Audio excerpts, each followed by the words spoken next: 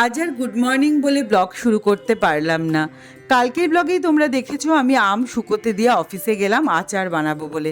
Office থেকে যখন ফিরলাম তখন দেখি রাস্তায় এরকম জল, আর এই জল দেখে আমি বুঝতে পেরে গেছি কি প্রচণ্ড বৃষ্টি হয়েছে।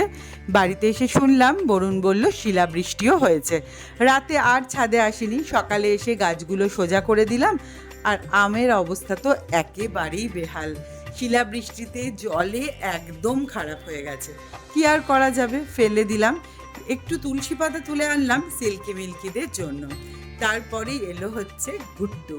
ব্যাস, গুট্টু আসা মানেই পুরো বাড়ির এনভায়রনমেন্ট চেঞ্জ হয়ে যাওয়া। ওকে নিয়ে আমরা সবাই ব্যস্ত হয়ে যাই। ও তো সবসময় এই ফ্ল্যাটে আসতে পারে না।